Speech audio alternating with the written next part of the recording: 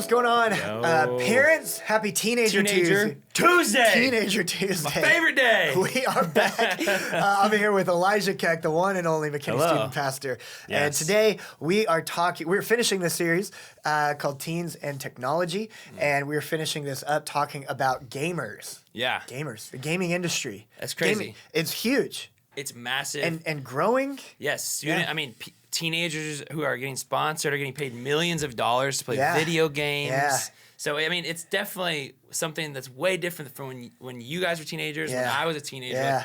Something is different about video games. So different. Yes. Even I remember when I was playing video games, we would go to the friend's house. Oh, now yeah. we play with each other at our own houses. Yes, 100%. Like that's like parent. Yeah. Anyways, but I guess we'll kind of get into that kind of thing too. So we have some tips about how do you manage this. Yeah. And some of you parents are like, oh, we're good. We don't really look into it. Well, hopefully we give you some things of like, hey, this is some stuff to make sure to look into. The number one thing on that is Discord. Discord is a gaming, kind of a streaming service, kind of a social media thing at the same time. And, there's pros and cons to everything. But I would say right now, from my understanding of research, Discord is not a good place for your teenager to be on, to stream on, to interact with.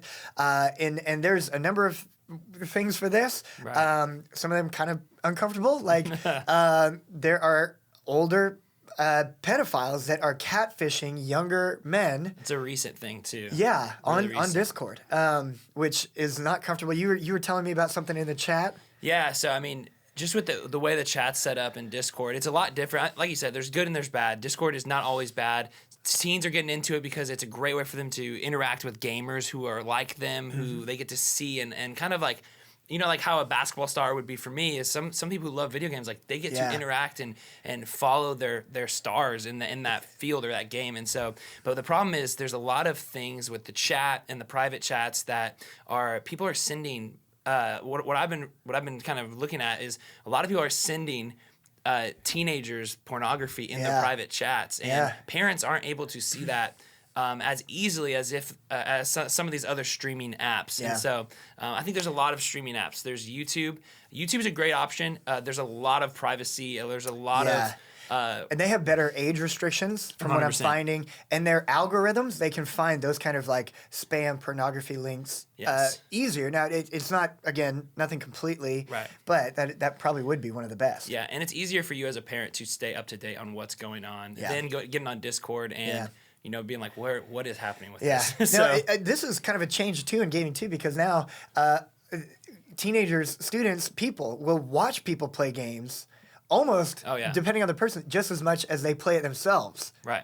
So, what would you kind of say for parents of like, even just when they play the game, interact with the game, what would you kind of say would be the best way to, I guess, keep in touch with their kid?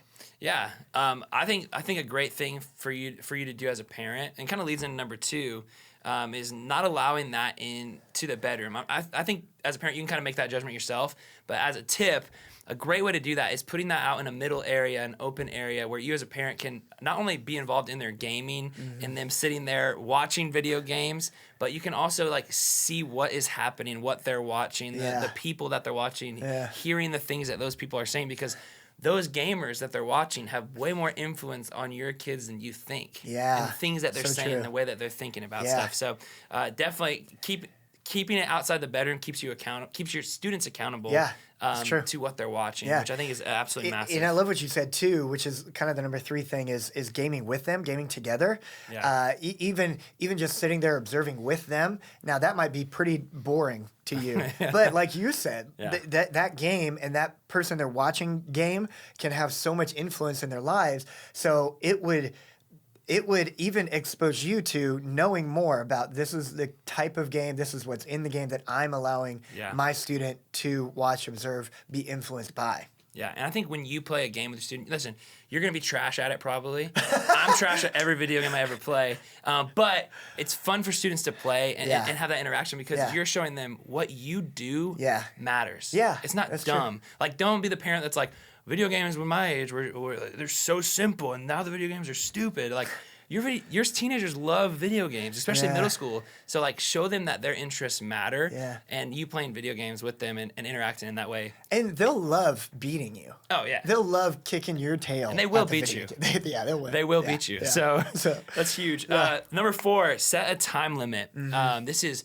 massive. Just in technology in general, students, their brains are not wired to be in front of screens for that long. And Yeah. so saying, hey, go to your room after your homework and you can do whatever, they're going to be on their video. They're going to be playing, I play video games Yeah. recently, and I've been finding myself like, man, I just played that for 3 hours, and I didn't even realize I was playing a game for 3 hours. Yeah, your brain just gets sucked in. Yeah, and so this is what I think. I can't remember what the website's called, but it's talking about the child mind, the teenager mind, and this is what they say: for school nights, 1 hour of gaming, and for weekends, 2 hours of gaming. Okay. Which that sounds like, man, that's a lot of time they're spending, but really, that's not a lot of time to play video games. No, it's not. And so, and it'll go by quick. yeah, and so I think always keeping them accountable for that time, and obviously as a parent, it gets you more time with your student, which is huge. Yeah. So we talked about some, I guess, kind of negatives almost, or some tensions to manage would probably be a better way to say that. Yeah.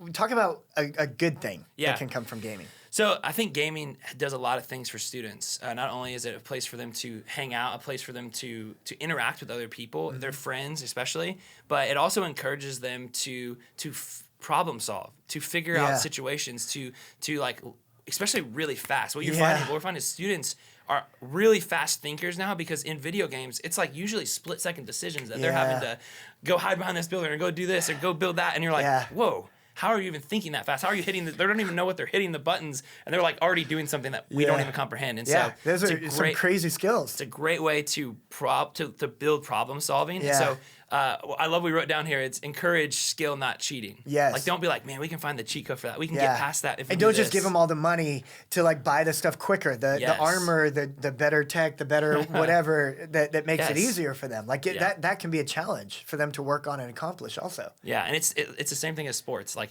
you wouldn't let your student cheat. I mean, it's hard to do that, but you wouldn't let your student cheat while they're getting better at basketball. You would say, hey, you got to work at it. Yeah. You get better at it. And so it's the same thing with gaming. It can encourage that skill, encourage that problem solving, and it's going to help them in life in general. Man, one thing that we didn't mention that I thought is good to just kind of go back to the gaming together thing that I just thought of is if you game together, you put that game in a public place, then you're even better to observe their mannerisms, their manners at that. 100%. Gaming online definitely has a reputation of not saying nice things. On the online 100%. chats, talking like worse trash than any kind of sporting event that I've been to. Right. And that's another good thing of like having it in a public place. You can observe how they act too, which is kind of funny because they're observing how you act when you drive also. So like be cautious of that kind of 100%. thing, you know? Yes. I would say the last tip, and then I think there is a good question that we have that you've gotten a lot from parents is the last tip that I would say is do your research on games. Don't just buy a game that a student really, really wants. There's some games that 100%. are just trash for them mentally, spiritually. It's just not a good influence. Like Grand Theft Auto, in my opinion, again, this is your family and you can pray and think about this. I would just say no game like that. Do your research. We were kind of looking up what are the game ratings on this, and the rating for mature, those people are making it for adults, 17 and over. They're saying that this game is in the realm of thinking for 17 and older. But as Christians, sometimes God calls us to not observe things quite that bad. Yeah. So knowing that they're making those games for minds that are almost already developed. Like they're not making it for a 12-year-old mind that's still really, really developing. Yeah. And so like that can really do a lot of damage to the development of a mind. All right, so hey, real quick, there's a question that you've gotten a lot from parents about gaming, which is when it comes to killing in a game, where is the line? Like, where is the line between when is a first-person shooter okay, not okay? Like, how can a parent even start to wrestle with that? Yeah, that's tough. I mean, I think it really depends on the parent yourself and how you view that. But also, as a pastor, I would say it really depends on how the character dies. Yeah. So if it's a game that's a little lighthearted, where it's like a bunny that's disintegrating into coins, it's like that's a lot different than like a Grand Theft Auto where like you're going up to somebody and shooting them in the head. Yeah, or slicing their throats. And it's like for your students, you got to realize, what is that doing in their mind? Are they're taking that into their mind? Yeah, that's so good. if your students are dealing with that or struggling with that, I would say pushing them into more fun games. You can research stuff like that too. But also just knowing the rating too is huge for that. That's good. And having that question, like you can even start to have that conversation with your student about why that's good, why that's not good. Kind of gives you more a way into their world. For sure. Yeah, that's good. For sure. So hopefully this was helpful. Yes. Obviously this doesn't cover everything, but this gives you some tips from us and maybe some info about gaming and the gaming world. Signing off today. You can do this. You're not alone. God's with you, and so are we. Have a great week. See you guys.